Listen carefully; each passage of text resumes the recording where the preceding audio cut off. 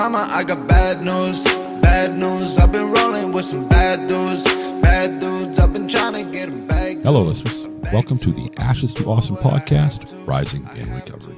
Our podcast provides light, hope, and understanding about addictions and mental health to people living within that life and the people who love them. Today's episode is brought to you by Yacha Treatment Centers in Phuket, Thailand. They are a clinic run by clinicians, not a business run by businessmen. And they know that where addiction is the smoke, trauma is the fire. Learn more at yatracenters.com. That's yatracenter.com. Hey, listeners. Welcome to another edition of Family Friday on the Ashes to Awesome podcast. I'm your host, Chuck LaFlange, and today I am joined in studio by Nefertari Guice. Did I get it right? Nefertari. Yes. Nefertari Guice. Yeah. Close enough. Okay, good. Right. Good stuff. Good stuff. I'll be totally honest with the listeners. I haven't really heard any of her story yet outside of a couple of kind of tertiary things. So I'm as curious as you are to know what's going on with Nefertari here. So thanks for coming to the show, Nefertari. How are you doing today? Good. Thanks for inviting me. Hey, yeah. No, I'm glad you accepted the invite. So, and I guess we'll pull back the curtain a little bit for the listeners on this. I went into the rather large Spouses and Partners of Addicts group on Facebook, which I've been a member of for a while. And, I've interviewed a few members there, and just kind of put up an open bill, I guess, to say, hey, if you've got one of these type of 3 stories, I think it was, and, if you'd like to come on and tell us, let's go for it. Well, what ended up happening, the response was unimagined. I was getting messages and like comments. I was like, oh my Lord, what am I?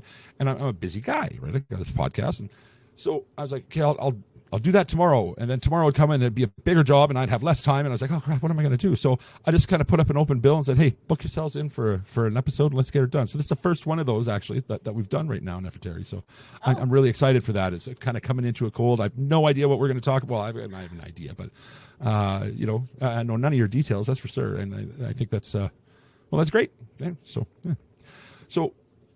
what are you doing here, Nefertari? What am I doing here? God led me here, I'll tell you that. It's definitely Holy Spirit led. This is, I want to help and uplift others. They're going through this or may go through this and whatever, just like I do in the group, try to encourage others to keep going, as a partner or spouse of someone who's addicted to drugs. Okay. And how does that story intersect with yours? Where we, boyfriend, partner? My boyfriend. Yeah. Okay. Tell us what happened. Yeah. Well, it's an interesting story. I'm gonna try to keep it, but yeah, we met 20 something years ago, actually. At college, 1999. So, yeah, at a music festival, and it wasn't a rave. Okay. Just regular outside food festival, and we were cool and everything, and nonverbal, just hit it off right off the bat. Dated a little while, then he had to leave San Jose and go to. I'm in California.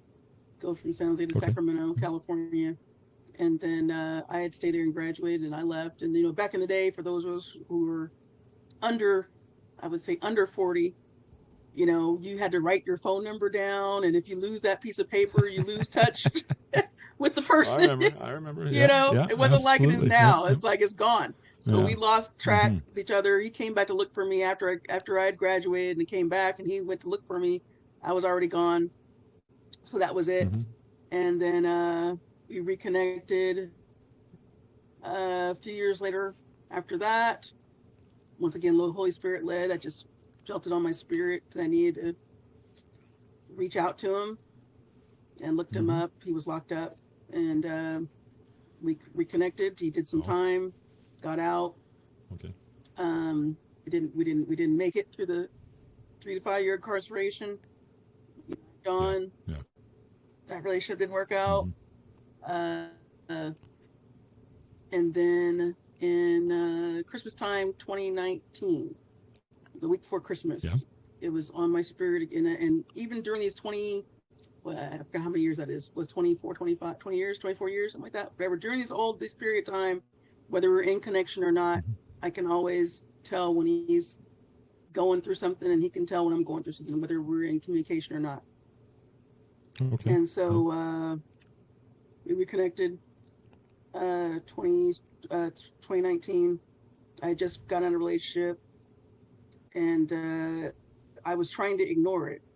I was trying to ignore that feeling to reach out, and I did, and then I didn't. I couldn't ignore it. It was just like weighing down on me. And then after I finally just followed through and reached out, sent him a letter, sent him a Christmas card, and we reconnected again. And he told me he'd been praying for me to come back in his life for those 4 days. So so that was really cool. And but one of the things I found out that is the PO that told me that he has a serious drug problem. Okay. What was his drug of choice, if you don't mind me asking? So that was going on underneath the surface. Meth. What was his meth? Okay. Yeah. Okay. Yeah, smoking it. And up until this point, just so I can kind of keep current, was drugs a problem throughout these years of disconnect and connect between the two of you, or was that was a new element to the equation now? Or? Yeah, it was a new element in terms of being cognizant of it, being aware. I don't do drugs. Okay, fair enough. I've smoked weed in the past, whatever, but I have asthma. I can't do it anymore. Or anything. So what I found out now, as our relationship has grown each time and we talk and everything, that he does, he was using different drugs even back then. I just didn't know. Back in the 90s, for those who didn't live it, that's why I said made the joke about raves. That was the thing. People would go to raves and do E and all that kind of stuff. So right. Yeah. Exactly. So I didn't, but he did. I didn't know for sure, but so over time I've learned, about all these things. With the benefit of hindsight, you could, I guess I should have known or whatever, right? But right, if you're not experienced in that lifestyle, then who's to say, right? So, okay. So, PO tells you he's got a meth problem. How does that change the dynamic between the two of you? It's just me. I mean, I accept that I'm an enabler. That's something that I've been. That's something that I've been coming to. I guess acceptance about the last few weeks. As I was saying to you, I fell recently, and I couldn't write. I couldn't do my business. I couldn't do anything. So I had a lot of time to just sit there, think, and watch TV. Right. And and so I, and reaching out to a couple people, supports, and I really kind of come to this place of I am, instead of contemplating whether I enable, I'm like, I am enabling. I didn't think some of the things I'm doing are enabling, but I am. Mm-hmm. And so, and that's the reality of it, right? That's right. So now it's now that you know that, though, right? Mm-hmm.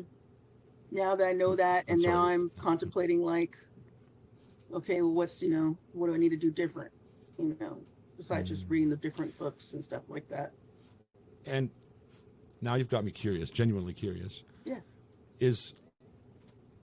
While you're deciding to do that, because you're still kind of in that position now. Am I hearing? Oh yeah, right? So literally, to fast forward to right now, literally right now, I didn't tell you this.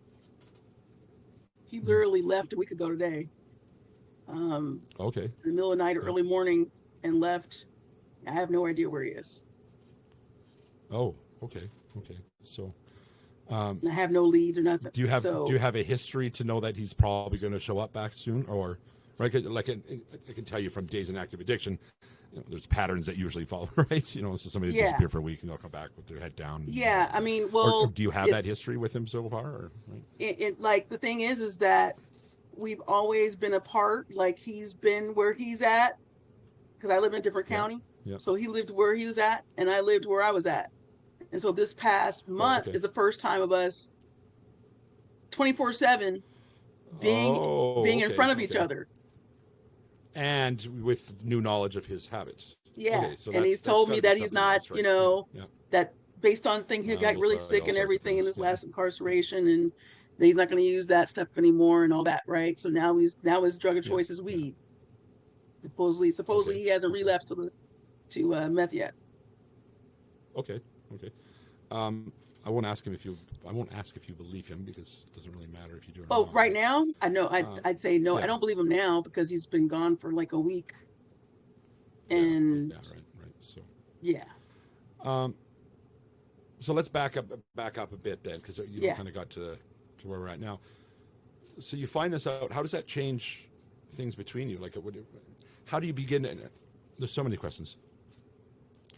You said you've come to learn that you were enabling. What were you doing to enable, and how did you figure that out? And I go would from there. say the way I knew that I was the way I've been contemplating about enabling is, um, having excuses, for his behavior. Um, Yeah. when he went missing before, uh, 3 years ago, almost 3 years ago now, Okay. and Yeah. he ended up because of the drugs, I think, and also because of I think of an assault on him years ago. Um, Yeah. ended up having seizures, so he ended up in the hospital, and Yeah. he said he finally got cognizant enough to say my name. They Yeah. found my phone number and called me. Mm-hmm. So at that time, the trick of the hospital system, you could say, is that trying to get him out, they got those beds to fill, right? So Yeah, they do. they Yeah. fix you Yeah. up Yeah. and kick you out, right? Yeah. Yeah. So they're trying to push him out for me to come pick him up, right? Ah. Okay. Yeah. And when they Yeah. were thinking about sending him to skilled nursing, and so when I look back, I think, man, that's the biggest mistake I made. Maybe I should just like not even picked him up, because then, you Yeah. know, Yeah. Mm-hmm. there's a lot of guilt that comes with it. You think about like what you did, or what you do, and all that, Oh yeah. Yeah. Yeah. Of course you So, do. So. yeah, and so I picked him up, tell the PO, he's like, okay, yeah, you can come home with you for a few days, and then be back on Monday or Mm-hmm. whatever. Took him a month or two to really get right, to get kind of like right, but I really didn't think he was gonna come back from it. For a moment there, I wasn't sure if he was gonna come back from it. Um, you know, Wow. Yeah. so Yeah. that's one of the examples of, to me, when I think back when during my contemplation season, that's one of the things that that's where we're in now, my contemplation season. Uh, Yeah. Yeah. Yeah. Yeah. because Well, that's you a, can't go back though, right? So yeah. But yeah. if he So showed right up now in my tomorrow, what would you do? contemplation, Right. Yeah. ooh, that's one of those things. It's like I wrestle with, the thing that I wrestle with is like Mm-hmm. I called like the hospital. So where he is now here with me, if that same scenario played Yeah. out, there's no way to connect him to me because we're Yeah. in a different county, Mm-hmm. and he left out of here with no wallet, no ID, no phone Okay. charger. Yeah. So I've Yeah. contemplated about calling the coroner. I haven't done it yet. I've called Yeah. the hospitals. I've driven Do you have around. money up for him or something? Like, do Do you I have have what? anything to lose by him not? You don't have any bail out for or anything on him, do you? Right now, like any of your own personal, like you don't No. have bail. Like you're not covering No. bail. Oh Okay. yeah. Okay. Oh, you Okay. mean like? Okay. Oh yeah. Yeah. Yeah. Yeah. No. Yeah. No. No. Yeah. Okay. Okay. Yeah. Yeah. No. No. No. Okay. Okay. So if he Um. showed up tomorrow, I think I would Yeah. just listen to see what he had to say. But I think I would be like, yeah, you need to go back. This ain't working, and you need to Mm-hmm. go figure yourself out. And like, I need to just cut that Yeah. enabling altogether, and you need to go figure yourself out. And I have no doubt that he loves and cares about me, and I love and care about him dearly. I have no doubt about Yeah. that. But the thing is this addiction is, Mm-hmm.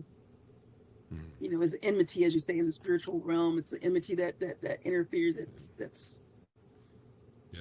Yeah. Right. because like I The was telling you demons about of when I had to move. addiction. Right. So. Yeah. Yeah, You might remember Rich Johnson. He was in episode 144. It was a weekend ramble where we got to talk to him about being an interventionist and some of the things that entailed. Anyway, they don't just do interventions, they do family case management and treatment placement as well, which is a free service. So check them out, guys. Calls and emails are, of course, totally confidential. You can call them at 615-484-8792, or you can also give them an email at info@rosecrestrecoveryservices.com. Thanks, guys. This is not going to work. You can't just keep coming and going and disappearing for long periods of time. And No, you can't, right? you know, and when we were at my do space, you think, though... Oh, go ahead. oh, I said he did that one night overnight at my space too before we came here to this space, moving stuff to this space, and I could just go to here. I have no idea. Yeah. I know a lot of people know what they should do. I have ideas, but not really. Or what they feel they should do, because it's who am I to say what they should or shouldn't do. But I know a lot of people know what they feel they should do, but doing it's a totally different thing, right? So I know I don't want to enable this person. I know, I've decided I'm not going to let them in the door, but then they show up at the door, and it's like, okay, Do you think you got that in you right now? The strength to do that, or the stubbornness, or the whatever you want to call it? Right? What I need to do, but each day that passes, I think that with each day that passes, I get more and more like that. I get more I think I do have it in me more and more, because it's like I said, I'm healing from this fall and sprain and contusion. It's like you're not helping me. Like I already took each day I do something that I know is moving me along. So for example, I got all this stuff out the main area and I put it out here in the patio. It's all stuff is like right here. Yeah. Okay. Okay. Yeah. It's like each day I get closer and closer to, okay, just when you show up, all right, time to go. You can go do that over there. Yeah. And then when you're ready, let me know. I'd be curious to see how that goes if he does show up at all, right? So, I'll have you been through with you when it. Oh yeah, I'm sure you will. I get for all my guests. There's a whole. If you want, I call them the alumni, right? So we have a Facebook group. It's not just for the alumni of the show, but there's plenty of them there. But I talk on Messenger with almost everybody that's been on the show. Yeah, right. So. Oh, breaking up really bad there. Yep. Yeah, you're breaking up really bad. Oh dear. 60 minutes. So, have you been through any of the, in some situations, because it hasn't been that long, but like any of the crazy mood swings? What's it been like around him when he's smoking meth, or does he do it around you, or how does that go? Right? No, he keeps all that away from me. I mean, he might smoke weed. Okay. But even then, I'm like, you gotta go do that outside. Because I have asthma and stuff. So it's like, if we're in the car, you gotta roll the windows down. If you're, otherwise you gotta be outside in the backyard or on the balcony ledge or something like that. So he's very good about, I guess, respecting that. But I've been around him in these 4 years of, seeing the mood, seeing like these moodiness stuff. And I've talked to friends of mine who's been through this. I have 2 girlfriends that have been through this, and it didn't work out. And, they've taught me stuff, and then the group and different things. I'm one of those people that, I used to be a librarian before all this. Okay. So I'm a researcher and knowledge gatherer type person. So I take it all in. Fair enough. Yeah. So I just see it and go ahead. Meth is so different than other drugs. It's so wildly different in the way it affects people. So, for instance, for me, I could smoke $200 worth of meth right now, and I would never even know I was high. It never did a single thing for me. The guy beside me could take his first hoot ever, and he's a ninja giraffe for the next 6 hours. Because it's completely different person to person, right? More than that, when people inject it, it's a different and a different, right? Like there's like 52 ways that meth can mess people up. So it's so unique in experience to experience, right? So it's scary too, because people are not meant to stay awake for 6 days, 7 days at a time, right? That's when things get really bad.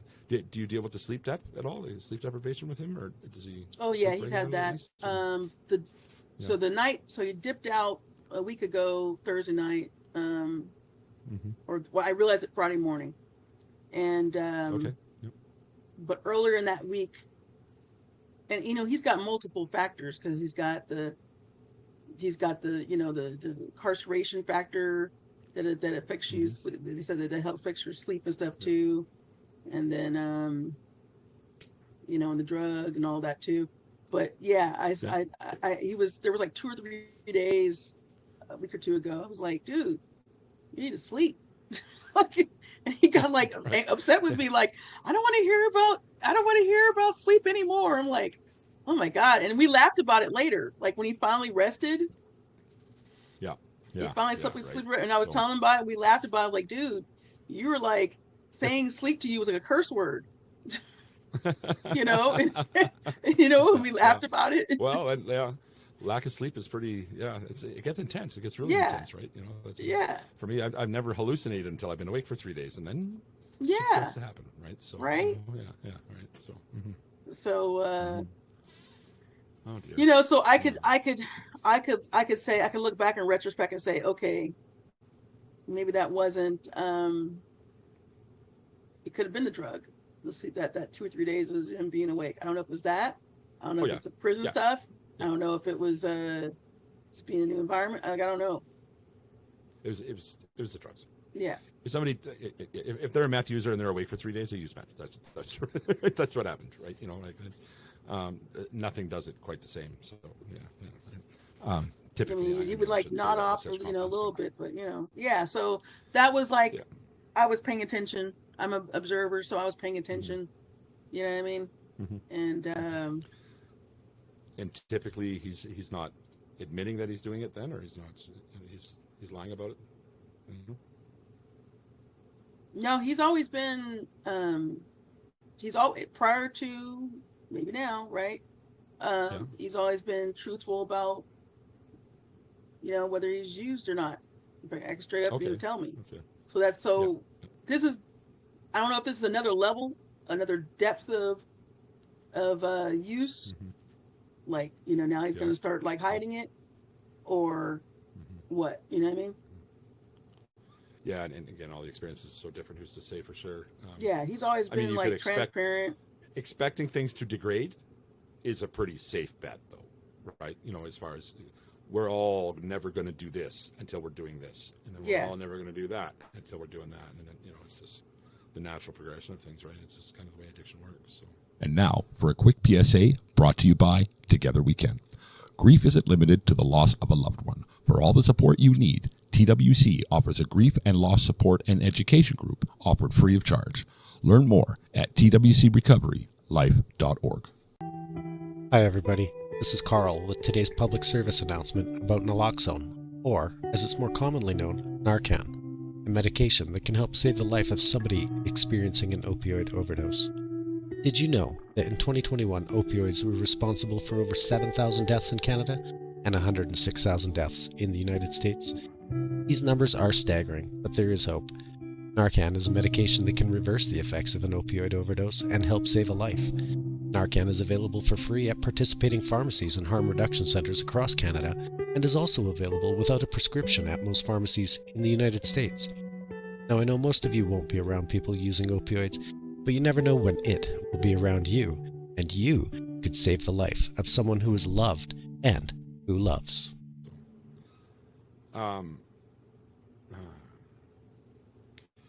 So yourself, you said you've taken some time now to research and to try and understand addiction better. Is that what I gathered?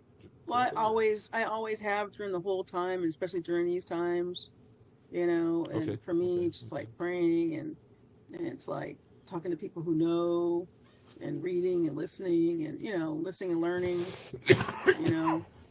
all those different things. So, right now it's like, okay. So do you find yourself in a position like you said, what are you going to do when he shows up? Do you find yourself in more of a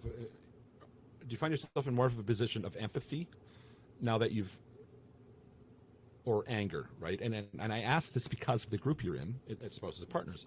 It's a very polarizing group there, right? There's this hard stance of, he did a drug once, get rid of it forever, he's a devil. And then there's the other people that are, hey, I just want to love my partner and I want to try and help him get better. And then, and there's a bunch of people in the middle, but there's this very divisive issue, right? And I started a thread in that group that went, 93 comments, and I was in shit for that. And oh my, it got really ugly. That was a couple months ago. But where do you kind of stand on all of that now? I'm a type of person that I understand the different kind of perspectives. I have a clinical psychology background too. Okay. Yep. You know, I'm that one that person you're perplexed about. Like, you're a highly educated person, come from a good family. Da, da, da, da, da, da. How in the world are you involved in this crap? Like I'm that person.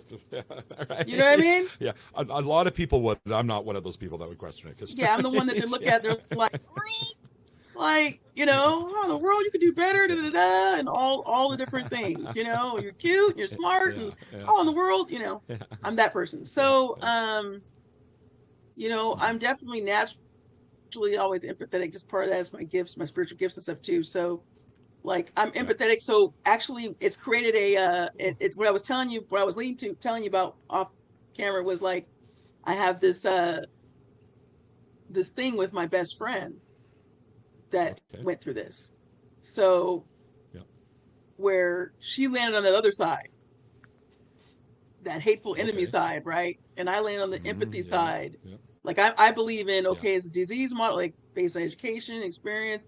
I've had my uncle who's deceased now, he back in the 80s, he was on coke and then destroyed his family, and you know what I mean? So I'm on the empathy side of like, okay, well, this is a good person, but there's just caught up in this disease. It's a disease, it's an illness. So that's where I land on it. But I empathize with people who land on the other side of it, because whatever, it's your life experiences and stuff, and what you experience. Like I haven't experienced until maybe now of maybe him hiding it and all that, and he never stolen from me or anything like that, or brought anything to my house. Or all those things that can happen, right? Yeah. All the stuff that the movie stuff you see, like I haven't had any of that. He does not bring that drama to my life, like to my doorstep type thing that people worry about. That's something else. Huh? Yeah. So that's something else. Then that's a good thing. That's a good thing. So you mentioned something about your coloring and activity book. You have me curious about that, how that plays into this now.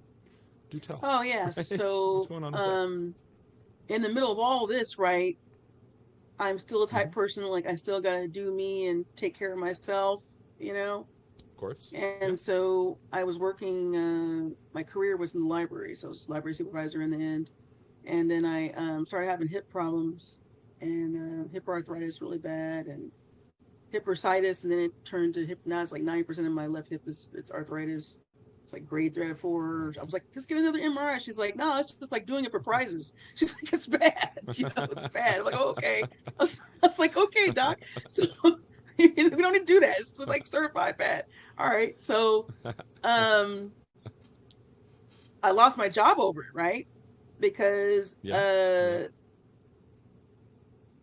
was the same time as like during COVID. I have ulcerative, to be transparent, I have ulcerative colitis, and I started getting infusions for that too during COVID. The same time COVID hit,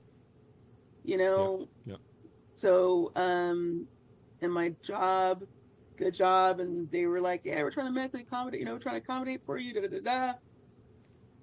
Turns out, even though it's a county job and they're a good job and all that, behind the scenes, they were still working on getting rid of me. Yeah. So they were saying this in front of me, but still working on this behind the scenes. Also, I had him, going doing these things, and I'm enabling by going and picking up, taking to hotels, like, mellow out, and all these things too is going on too in the background. The seizure thing that happened, and all these things happen in the background too. But I'm not telling anybody. Remember, I was telling you, I kept it to. Yeah. So I'm just dealing with this. Only one or two people know I'm dealing with this. So they Christmas 2020, Christmas 2019, no, Christmas 2022, no, 2021, 2020. Around Christmas 2020, they're like, okay, no, not gonna be you and other people aren't gonna be supervisors come January. And then, I'm like, fine, I'm still getting paid, same, blah, blah, blah. Less responsibility, less stress. like I don't have all in my head. I know what I'm dealing with in my life. Yeah. So fine. Yeah. Yeah.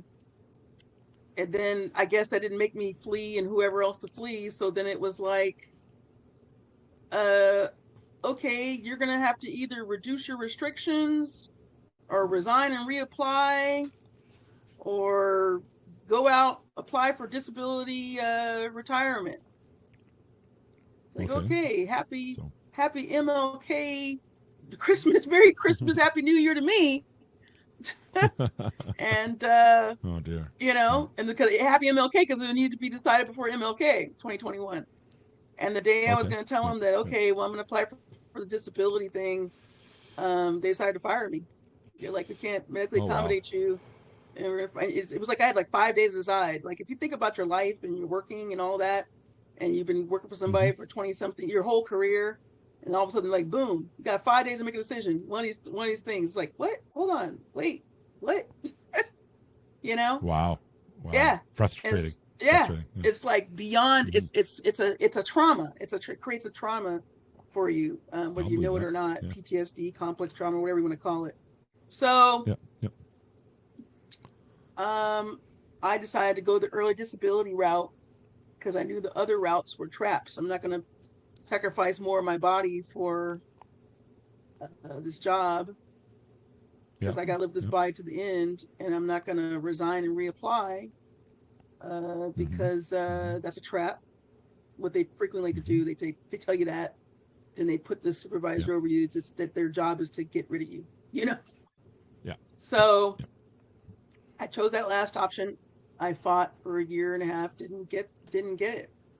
To this day, I don't have disability. But the beauty in like just ashes to awesome. The ashes is, lost everything. But the beauty was that I met somebody, one of my friends, through another uplifting group about what are you going to do with the rest of your life. And he started a coloring group. And so I joined his coloring group. So I needed to kind of decompress and relax while I'm going through this fight, right? And same time praying, wondering why God's telling me to fight, and then I still lose it, and still lose, right? The battle, you know, pension, everything. I'll get it eventually. I'm just not young. I'm just too young to get it right now. Yeah. So I basically, God put it on my spirit in the fall of last year. I think it was October. I saw the little advertisement for the class. Where he's going to teach us how to make how to take the thing. Oh, I forgot to say, the jewelry thing. That's what I first started doing when I first lost my job. I was like, well, I got to get this hips, right. So let me go back to swimming. Can't walk, can't bike. So I used to play rugby, all these type of things. So let me go swim. Go back to your childhood, right? Go back to your first passions. So I'm gonna start swimming. So I started swimming, and I did a fundraiser for the American Cancer Society, and I made a necklace similar to ones I have on, and started doing that for my business, Abacus Creations, and did that, and said, okay, when I got done with the fundraising for American Cancer Society, I tried to give the necklace away to the lifeguard, and she goes, no. She's like, no, you need to sell that. I'm like, what? Oh. And I'm like, and then my dad's like, you should think about starting a business with your jewelry. And I'm like, okay. And then I go down to this festival down the marina near me, and some non-jewelry vendor dude's like, what's that necklace you have on? Where'd you get that? I'm like, oh, I made it.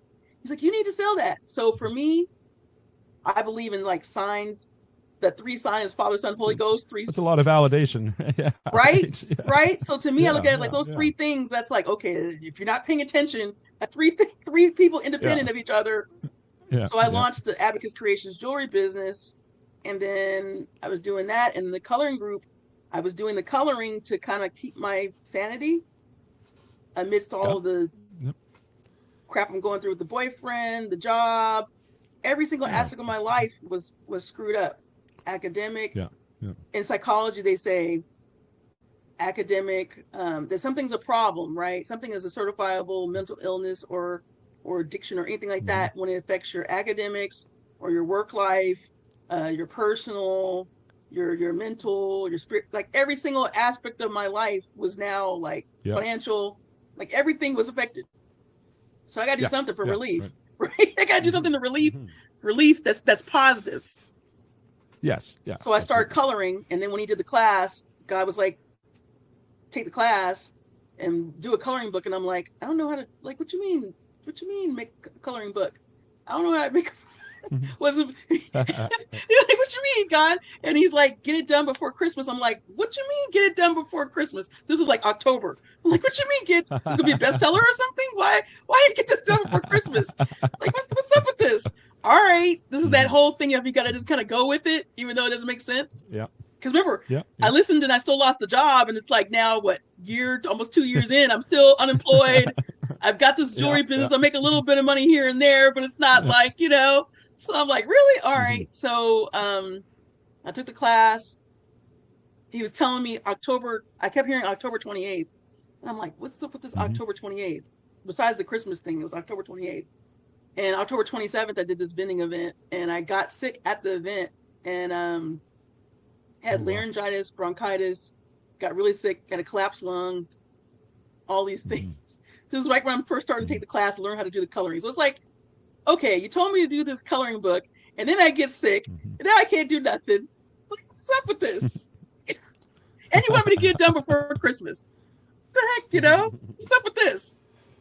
No kidding. Right? It's like, really? So October 28th thing was because the October 27th was the day that I got sick. And the Christmas thing was because I still proceed to get it done. Thankful to the assistance of everybody there and support and, get it done. And 4 years ago, I think it was before I reconnected with my boyfriend, God told me this phrase, serve the silent.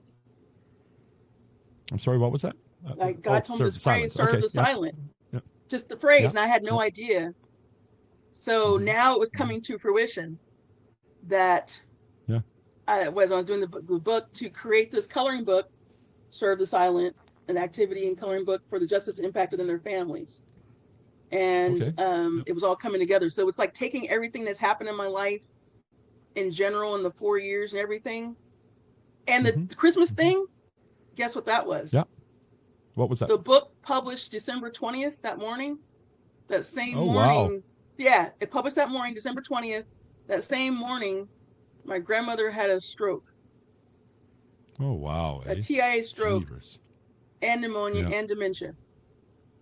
So it was like that's why I'm here. All hands on deck, move here. So it's not about being a bestseller and all that. I mean, I hope it does become a bestseller. But it was about but the whole thing was like, that's why I lost the job. He's instrumental in my life because this book has been uplifting to anybody that's going through stuff. Because that's what was being spoke to me about, like, you need to uplift and encourage. I'll get the appropriate links from you to put in the show notes for the show, but where does somebody get their hands on that book? Oh, on Amazon, Serve the Silent, under Nefertari Guice. You can just Serve the Silent coloring book, coloring and activity. Absolutely right, and again, we'll put that link in the show notes so listeners can get to it real easy too, right? So yeah. So that's that long story of how it's like integrating all your ashes into making it awesome. I like it. Absolutely. So, well, that brings us to my favorite part of the show. That's the Daily Gratitude. Today's Daily Gratitudes are brought to you by Revolution Recovery, helping men recover and become their best selves through support and treatment. They've been there and they understand. All right, so when I do have a guest on the show, I like to get some Daily Gratitudes from them. What you got? Well, since we're talking about my coloring book, I'll pick something from here. Okay. This is one that's popular. Think positive. Think positive. Oh yeah. Okay. Yeah, that's what's a popular one. Let go, Yep. let God. Yeah. Yeah. That's something I have to remind myself now. And I put Bible verses on my thumbs. Probably can't see it, Okay. but Romans No, 12, I 20. can't. But yeah. Yeah. Yeah, Romans Yeah. 12:21 is do not be overcome by evil, but overcome evil with good. Yes. And Yeah. I like that. Philippians 4:13 is I can do all things through Christ who strengthens me. And that's Okay. Yeah. personal to me when I've been able to when I go through both of them. When I go through stuff, that's what's in my heart and mind to keep me going. You know. I hope that your partner shows up, and I hope he's okay when he does, and I hope you do whatever you need to do to be right about it and feel right about it, and only you can tell that. And you sound like you've got the right heart for it, and hopefully things go your way. You never know. Yeah, I hope so too. Everything has God intends. God's in control. Okay. For myself, my gratitudes. It's always to a great guest for coming on. I appreciate that you have. I know it's hard for you to tell your story. It's not something that you've been really doing actively. You mentioned before the recording, so I'm that much more gracious that you did come on the show and shared it with us, right? Hopefully somebody out there needs to hear it, and well, somebody does. I guarantee you that much, right? So. And my final gratitude goes out to you, the listeners, guys. Whatever you're doing, please keep doing it. If you're on Spotify or YouTube, drop a comment. If you are on Apple, rate or review. If you're on any of the rest of them, subscribe. If you see our logo anywhere, please like it and comment it and do all the things on all the different social medias. Because every time you do any one of these things, you're getting me a little bit closer to living my best life. My best life is to make a humble living spreading the message. The message is this. If you are in active addiction right now, today could be the day. Today could be the day that you start that lifelong journey. Reach out to a friend, reach out to a family member, call into detox, go to a meeting, do whatever the hell you need to do to get that journey started, because it is so much better than the alternative. And if you are the loved one of somebody who's suffering an addiction right now, you're just taking the time to listen to this episode, if you just take one more minute out of your day and text that person, let them know they are loved. Use the words, "You are loved." That little glimmer of hope just might be the thing that brings them back. Boom. Done. Just like that.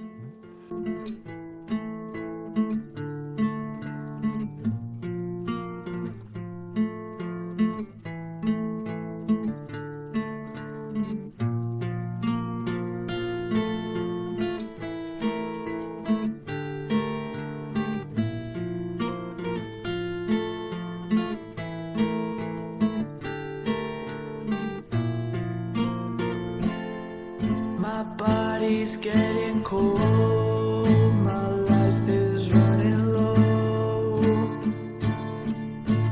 Feel me falling, my life is running out. I pray I make it now, but if I don't, it will be okay.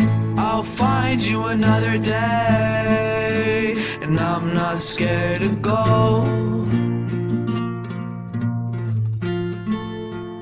It will be okay. I'll find you another way, and I'm not scared to go, because when